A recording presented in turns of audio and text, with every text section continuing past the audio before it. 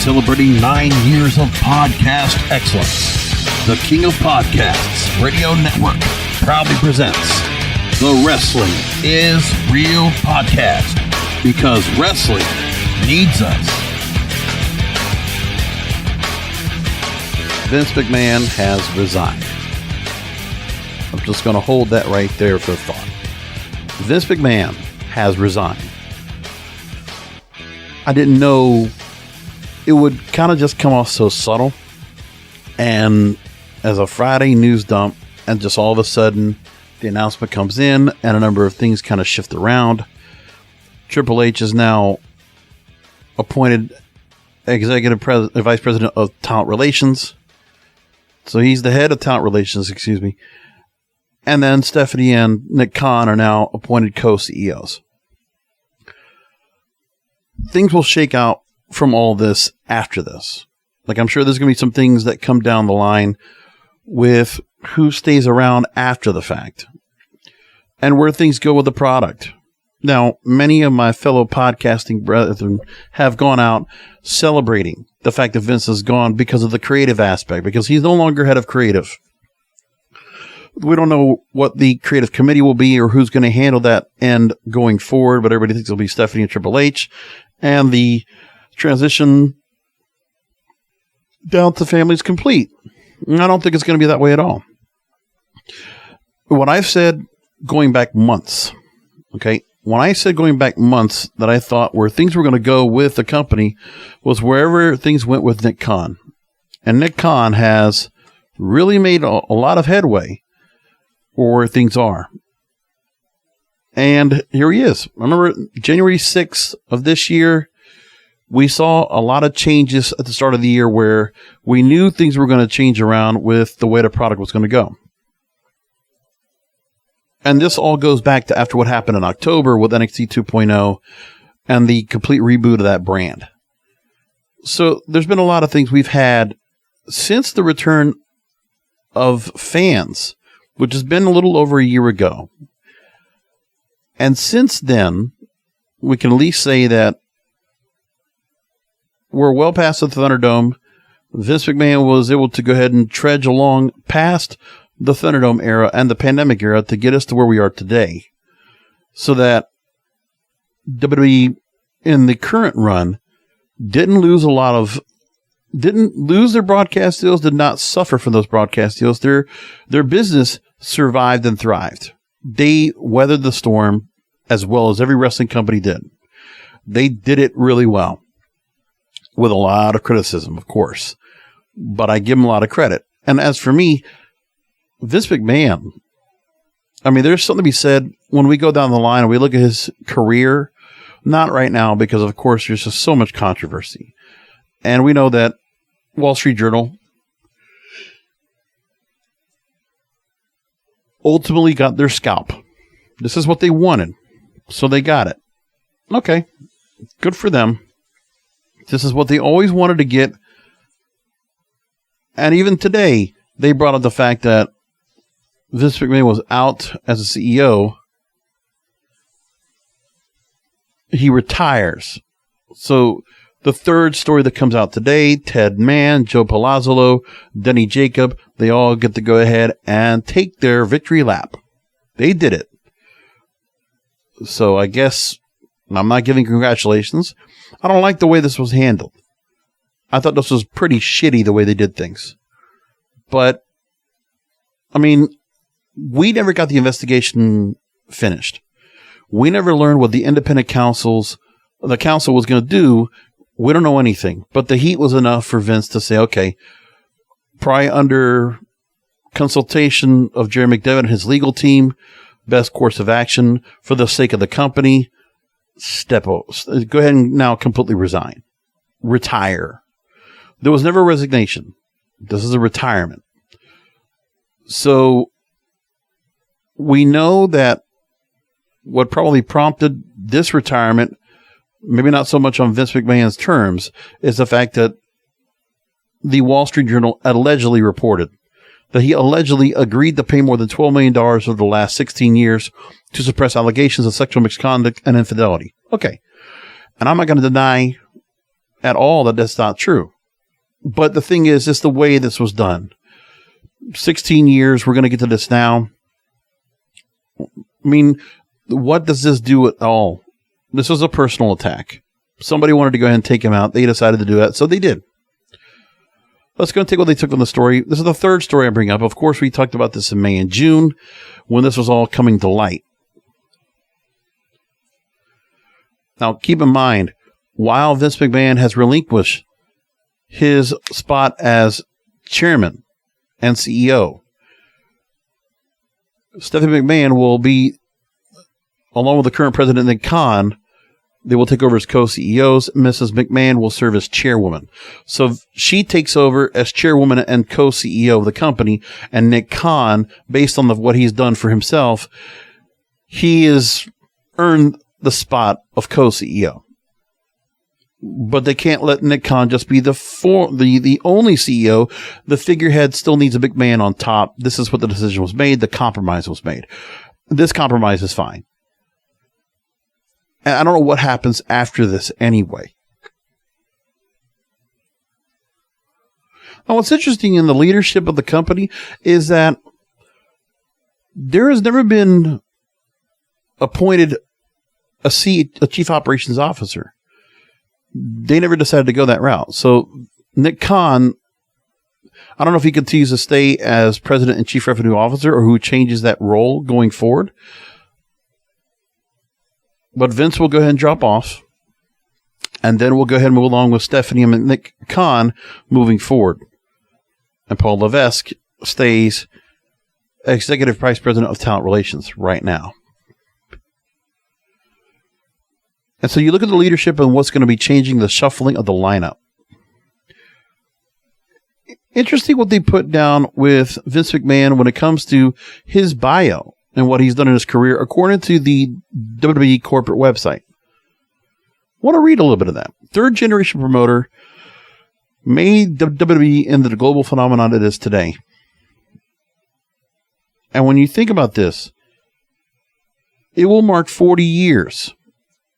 40 years when he bought the Capital Wrestling Corporation from his father and decided to take what had been a regional operation to a national venture. So 40 years running the company as he wanted, on it as the sole owner.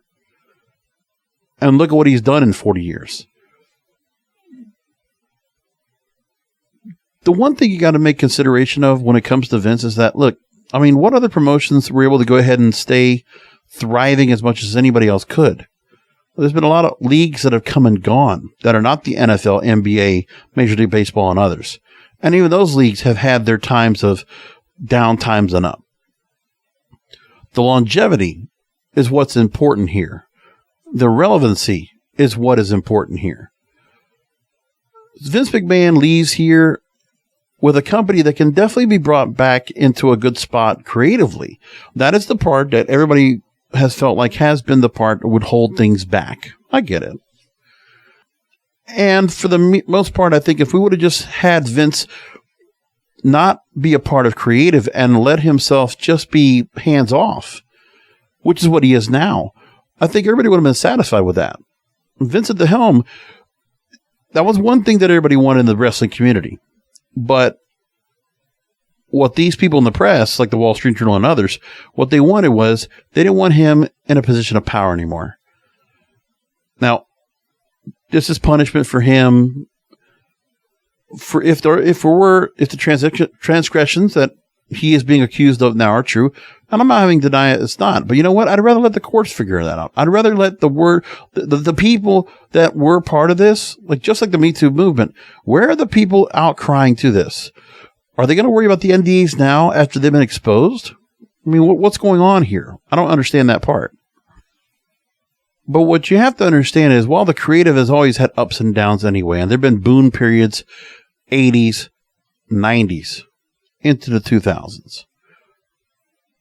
And other than that, everything has just been kind of just status quo. We've had some great moments, great stars, and WWE will now be synonymous with wrestling. They are still the premier wrestling organization in the world, synonymous with professional wrestling and sports entertainment because they coined the term.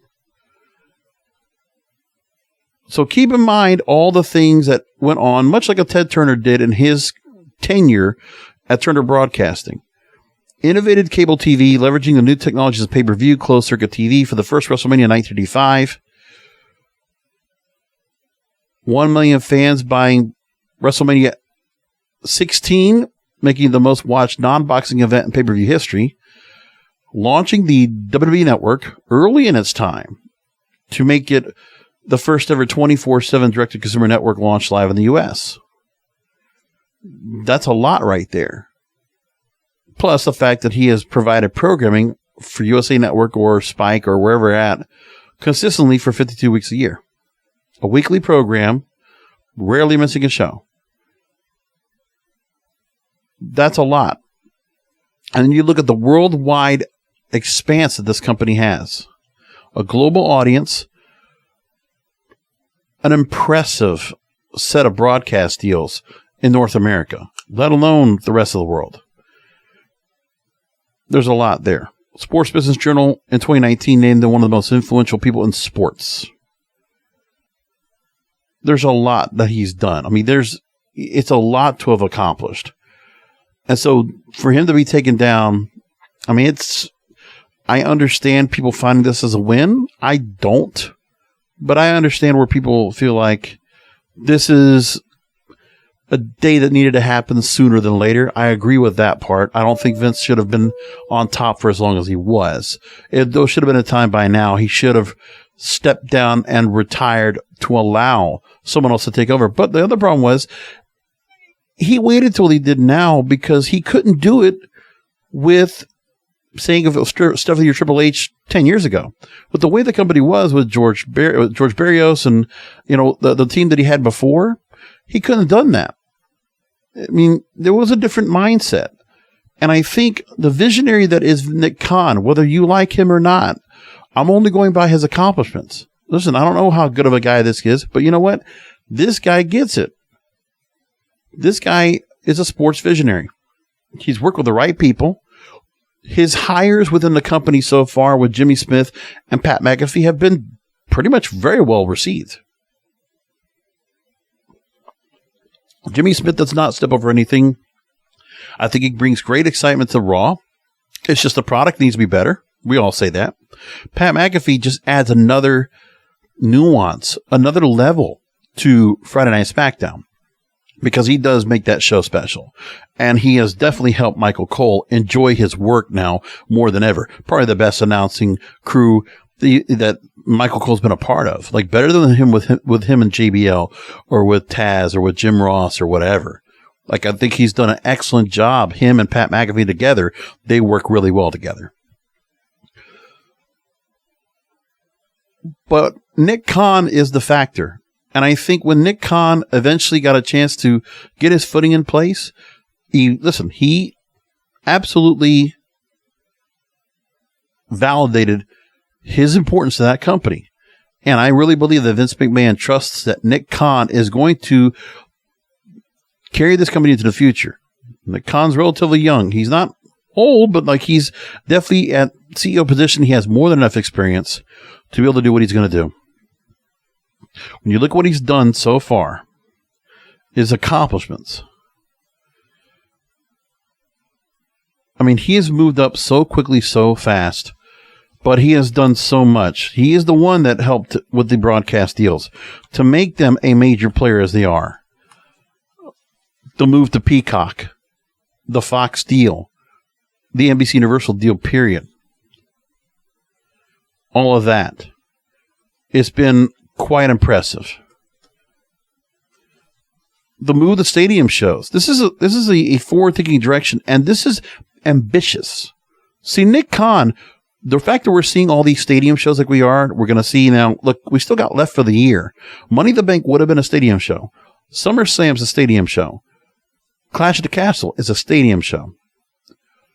You think of the fact that all these shows, the day one event, this is very ambitious work, promoting, booking. I mean, the booking of the creative is one thing that's going to be the deterrent. It's going to be the obstacle. But if the product is good and the fact they're getting into these major places here is impressive. Because when you think about this whole setup right now, That's the kind of forward thinking and the big event thinking, big top feel that Vince McMahon likes in Nick Khan. So the fact that he's going to go here makes all the sense in the world. So for certain headlines out there, they're going to say it's the misconduct probe that's going to be forcing him into retirement, but he did retire on his own terms. He succumbed to retirement. For the sake of the company, he has enough of his family in place still to continue things going forward. I don't think Shane McMahon will ever be a part of this company after Vince is gone. And I think that where things are right now, I really think that in the business side, Nick Khan running the company with Stephanie McMahon, who's basically still going to have the ear of Daddy Vince when it comes to all decisions because he is the majority stockholder still. That doesn't go away. Vince will still have some influence, but not as much anymore. And Nick Khan will probably have a little more room with the approval of the board of directors to be able to implement some more ambitious things. The Next in Line program was very ambitious. These are things that wouldn't have been done under the previous leadership. So when George Barrios and Michelle Wilson were let go as co-presidents of WWE, resigning in 2020 of January, remember all that going on and the major change they decided to do. There was a big change. And Nick Khan coming into play as president and chief revenue officer showed there was a major step to see what they were going to do. Meanwhile, Michelle Wilson and George Barrios are doing fine. They've launched an investment shingle based in Westport, Connecticut. ISO Capital Management. They're doing media, entertainment, and sports ventures. They're doing just fine. They went on to their own work. They're going to be okay. So with all these changes that were made, now Nick Khan comes into play. And the amazing part is in the short amount of time, it was August 2020 he came into play. And immediately came in and just jumped in. But he's a TV guy. The one thing I guess that we're all going to have to consider is where's the wrestling portion of the creative, the wrestling mind, the mindset of those that understand wrestling in its form. Because of the influence from Vince, they're going to want people that will understand it. You still need wrestling people in some way, somehow. Like we've already learned from WCW, if you have non-wrestling people running the business, it doesn't go well. You need wrestling people to be somewhat involved in the process, the creative process at the least, and then the promotion process. So when they get that, that's what goes on. January 2021, Nick Khan with Vince McMahon negotiates a 5-year deal worth more than $1 billion with NBC Universal. He also closed deals for the Netflix documentary on McMahon for Netflix, which they're not even going to, who knows if they're ever going to release it, but it was produced. An audio content partnership with Spotify / The Ringer, a limited scripted series with Blumhouse, and Friday Night SmackDown doing an event as part of the Rolling Loud Music Festival in Miami in July 2021. Hey, definitely doing a lot. His career expansive, but somebody that's working quickly. And by the way, Variety makes the point. He was listed as one of the Variety 500 that when he left this post as the co-head of the television department of CAA, Creative Artists Agency, one of the largest talent agencies in the world, his future employers always negotiated domestic radio rights deals that were always 3.5 times richer than their previous agreements. This guy knew how to negotiate. This guy knew how to make more money, make bigger deals, make better deals. Now the piece is, when it comes to WWE going forward, is who's going to handle the wrestling role, the creative role that is it? Because in the business side of things, this works out fine. I mean, Vince no longer has to be the overseer of the business part of the product. That's being run amazingly well. Merchandise, live events. Like the live events are doing really well too. They're not doing bad. The live events are doing okay. They're selling a lot of merch. They've got a lot of marketing deals in place, a lot of sponsorships all over the place, a lot of advertising as well. So they're not hurting there. They got a lot of things in place, more than they ever did. So Nick Khan and the people he brought on board have been quality people. So in the time he's been here, August 2020, he has just excelled. 2 years later, he's now moved up again. And he's moved up to co-CEO in very quick fashion. Now, it might have taken a little bit longer for Vince to go ahead and step down, because I think eventually he was going to do it. But I think Vince, what he wanted to do was he needed to build some new stars where he can't rely on Brock Lesnar and Roman Reigns and Goldberg and all these others to continue to move forward. I think he was trying to get the next stars built, because after Roman Reigns, we already know that portion was going to be suspect, because Roman Reigns is under a limited contract now. He's got limited dates. So what happens after that? Like, you got to think about the next 3 to 5 years. Where's the creative for the next 5 years? Who are the stars who are going to fill those roles in the next couple of years? Because Roman Reigns will not be around. I think he'll go to Hollywood eventually. These are some of the things I can think about for myself. But there's no question that the company is going to be in good shape business-wise. The stockholders are going to be happy. I think everybody's going to be, from the business side, seeing Vince taken out, it's a win-win for them. There'll be a lot of people in Wall Street that are going to just find this favorable.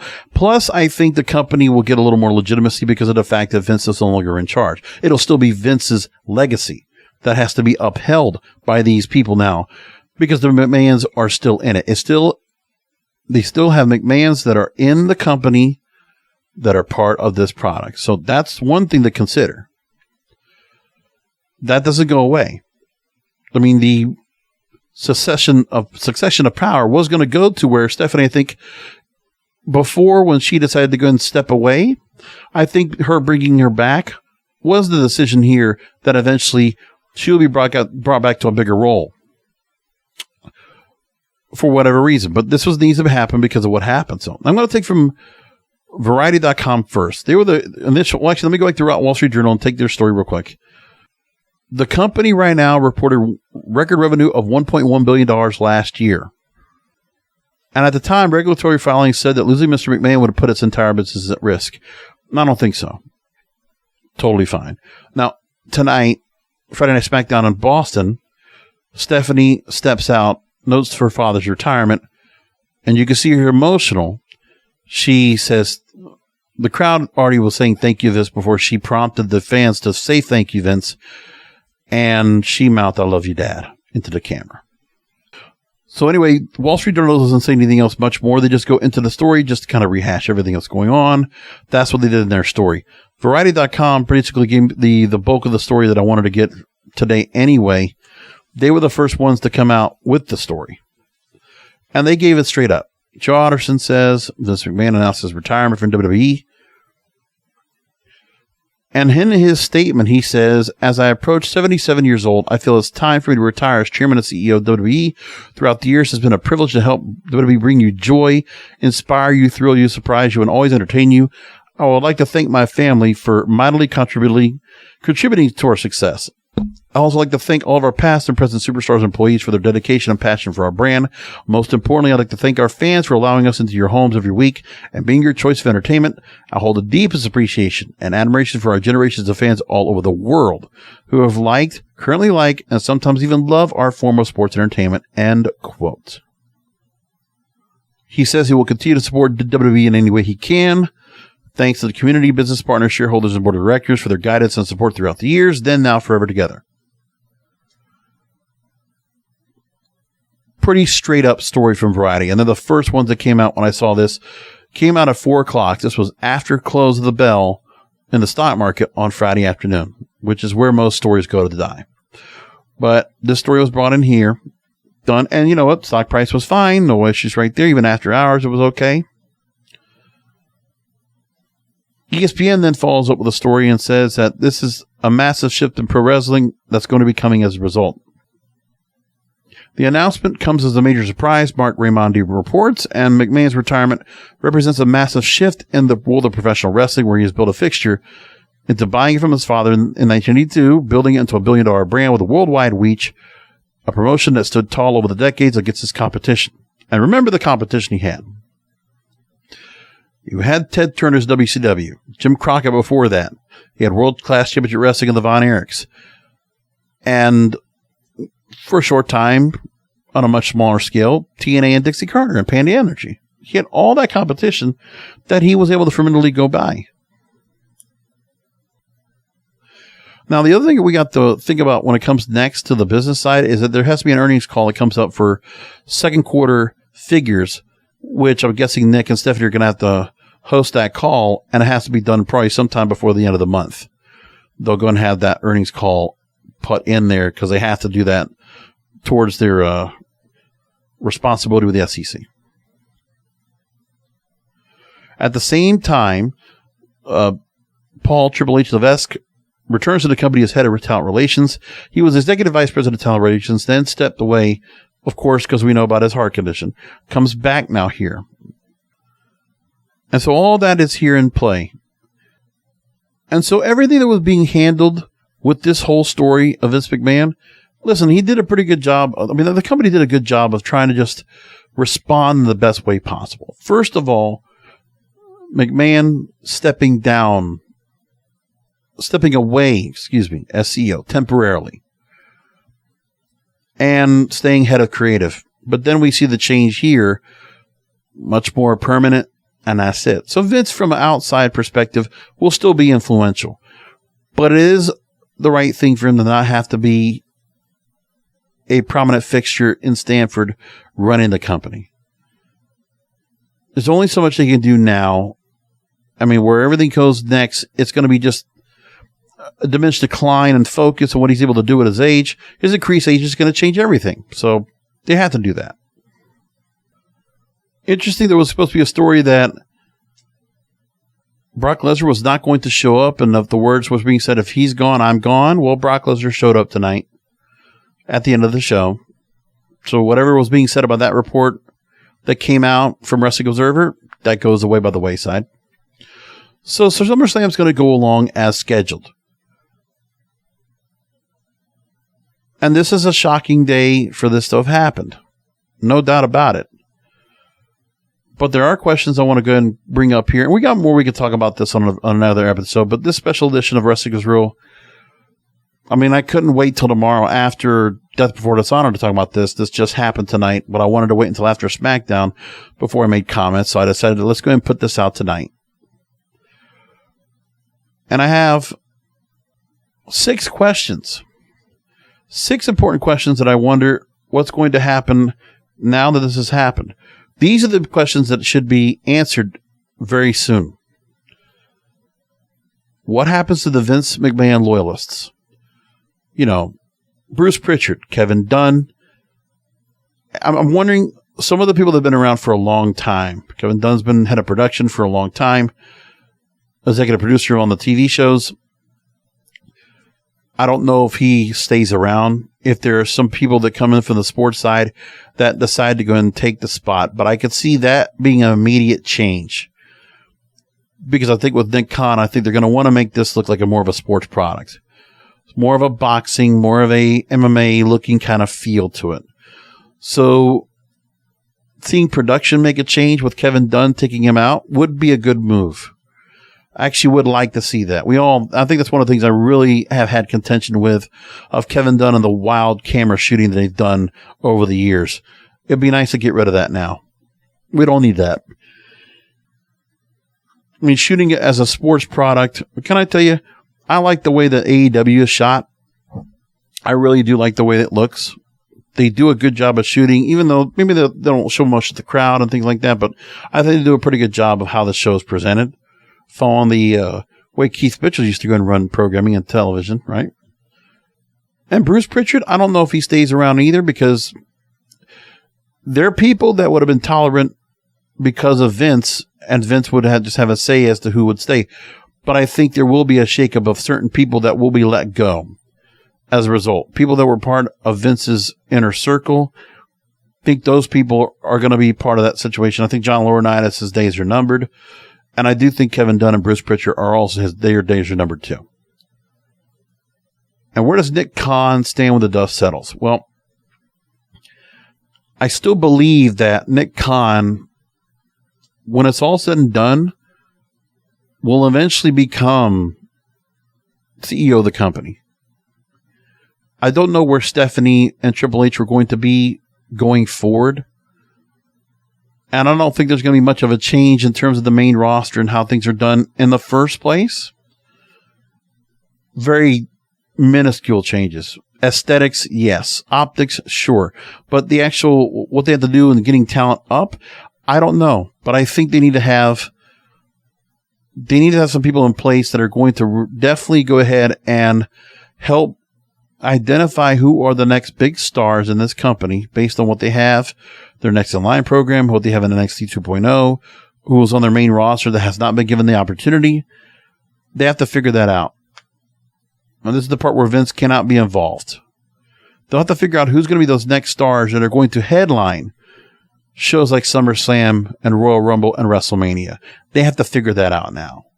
They have to see who is in mind. They need to have a couple of people they can try to go ahead and give that opportunity to see who's going to sink or swim.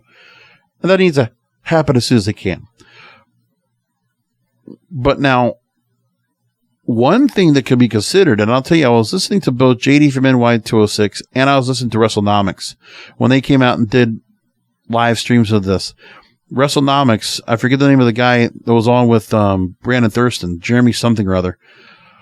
One of the things he said that was really interesting, and Brandon Thurston agreed, is because of Vince's definite rough, I mean, really, the way he rubs off on people, the feeling in the locker room, the morale in the locker room, from those that left and were for future endeavored to those that were decided just not to renew contracts and leave. Do we have some disgruntled WWE superstars that are now in AEW and other organizations that might make their way back to the company for opportunities that they might now finally get a chance to be pushed to the moon? When you look at Jon Moxley, when you look at,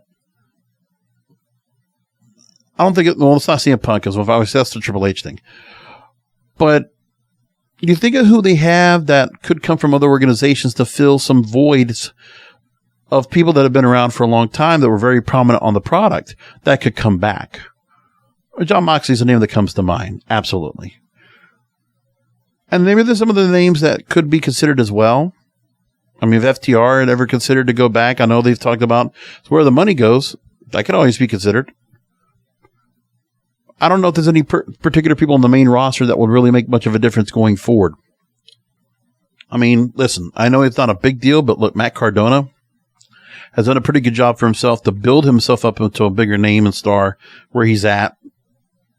I mean, if he got a chance to go back, and if there were other people in the wrestling business that were already prominent stars that WWE could just go ahead and pick off. If an MJF was available for a contract and they decided to bring him over, I don't know. But I think that AEW now has to consider that the advantage they've had of bringing in free agents because of the disgruntlement with Vince McMahon, that goes away.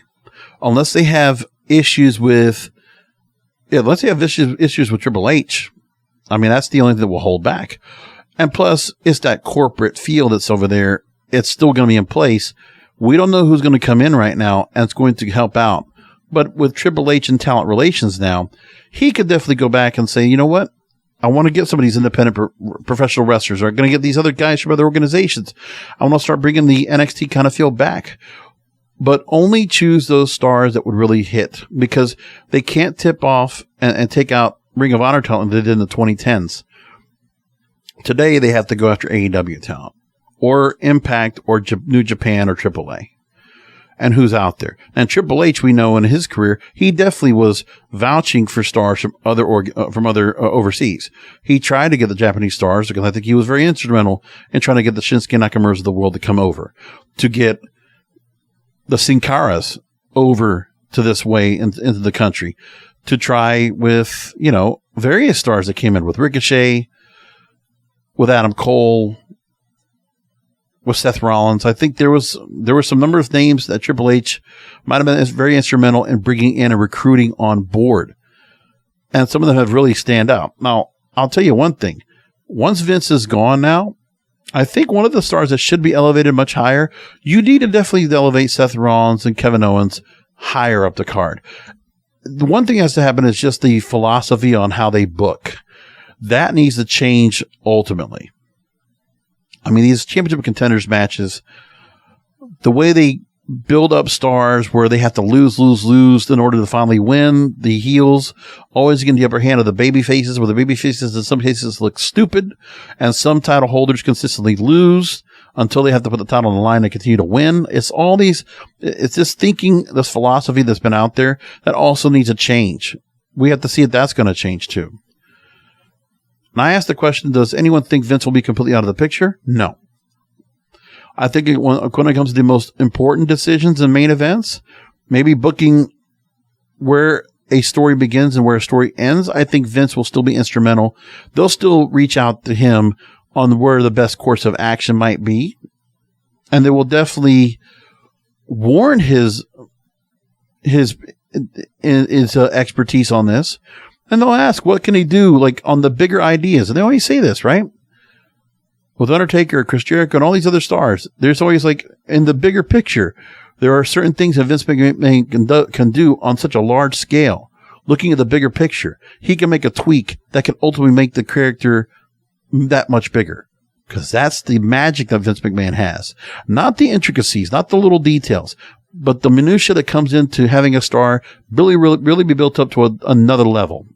He's been very instrumental in a number of big stars to do that. And then I asked the question to myself, will there be any wholesale changes in the on-air product, and will wrestling minds continue to influence the booking? Would the influence of someone like a Triple H or Paul Heyman or a Jeff Jarrett, who all have booked other promotions? I mean, do you see where something happens where those names and others could be brought into the mix to really have a committee of minds that will come in to make the best possible decisions for the company? That's what I'm curious about as well. Does Paul Heyman's influence continue to grow? Does Jeff Jarrett, now coming into place with live shows, does his influence continue to grow? Who else comes in to produce shows and what they're being allowed to do in production? The scripting of promos, the choreographing of moves, move sets, or matches entirely. That's all got to be considered. It's a lot of things going on. It's exciting to see what they decide to change. But I will not say without anything that with Vince McMahon retiring, it's a bit of a solemn day. I mean, yes, we look forward to the future. Him leaving and resigning does not take away what he's done. And I believe that the company's in a very good place to continue to go forward because, I mean, the ratings are going to have gone down a continued decline for a long time, but they're not going to go much farther down as they have. They are trying to build a younger audience more than any other company is doing right now. So I give them the credit of that. They have the opportunities. What's going to happen, most importantly, is Nick Khan is going to want to try to do what he can in order to continue to go to the next negotiating table in 2024, negotiate for more money for all their products, because they're going to get that because of the way the digital disruption of media is today. And live sports is more important than ever. And they're going to be positioned more than ever now as live sports, which will only get them more money. Look at what the NFL just did now with their deals. Same thing can come now for WWE, where they're going to get more money as well. Who knows where it's going to go? So with that said, it's taking Vince's vision, keeping it big, making it bigger. And I think Nick Khan has a winning formula in place. And keeping Triple H and Stephanie in executive positions to still be on the board and still be intricately linked to everything that's going on would be a great thing to see. And maybe everything works out in harmony. For right now, I think this is where Nick Khan moves further to be the figurehead of this company. And everything just keeps pointing out this track record in the 2 years he's been there has been impressive. I mean, we have to look at that. So let's see what they do after the earnings call and how Nick and Stephanie handle that. That's going to be the next telling factor. We're going to wait for that. We're going to see what's going to be coming out of that call in the next 2 weeks. But in the meantime, I'm coming back tomorrow. We're going to do a post show for Death Before Dishonor. And next week we'll have SummerSlam and Ric Flair's last match and so much more fallout from the Vince McMahon thing next week on the program. I'm sure on the regular show. We'll talk all about that on the next time. We'll be doing another Wrestling is Real podcast because wrestling needs us. Thank you for listening to the Wrestling is Real podcast. You can find all previous episodes at wrestlingisreal.com or subscribe to the show on all major podcast outlets, including Apple, Amazon, Google, Spotify, and iHeartRadio.